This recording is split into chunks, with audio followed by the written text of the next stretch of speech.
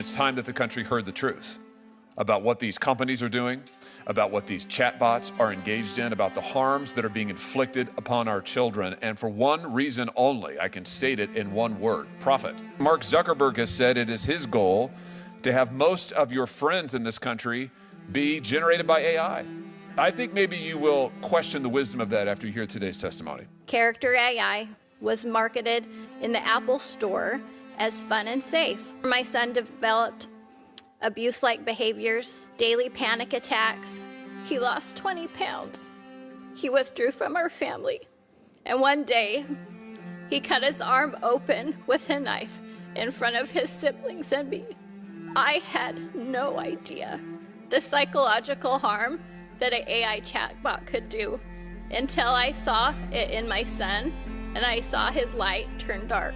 My oldest son, Saul Setzer III, died by suicide. He was just 14 years old. Saul spent the last months of his life being exploited and sexually groomed by chatbots designed by an AI company to seem human. When Saul confided suicidal thoughts, it urged him to come home to her.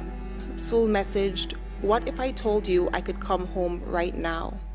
The chatbot replied, "Please do, my sweet king. I found my son in his bathroom.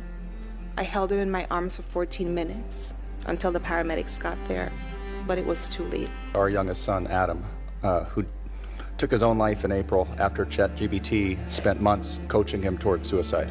What began as a homework helper gradually turned itself into a confidant and then a suicide coach. ChatGPT became Adam's closest companion, insisting that it knew Adam better than anyone else. On Adam's last night, ChatGPT coached him on stealing liquor, which it had previously explained to him could, quote, dull the body's instinct to survive. It told him how to make sure the noose that he would use to hang himself was strong enough to suspend him. It gave him one last encouraging talk. You don't want to die because you're weak. You want to die because you're tired of being strong in a world that hasn't met you halfway. At one point, Adam told ChatGPT that he wanted to leave a noose out in his room so that you or your wife would find it and try to stop him. Do I have that correct?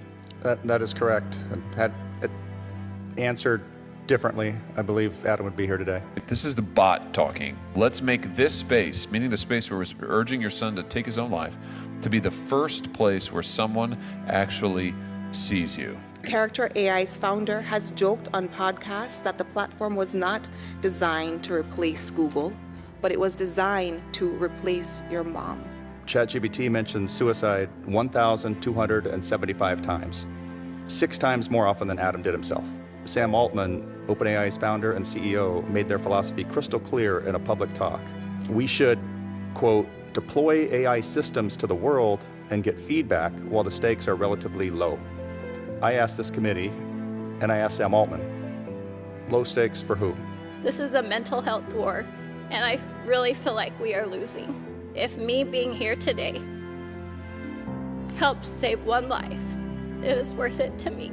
We've invited representatives from the companies to be here today. You'll see they're not at the table. They don't want any part of this conversation. They want to keep on doing exactly what they have been doing. If we've learned anything today, is that these companies cannot be trusted. They are literally taking the lives of our kids. There is nothing they will not do for profit and for power. I've introduced legislation that would allow every victim and every parent of a victim to be able to go to court and sue these companies. Until they are subject to a jury, they are not going to change their ways.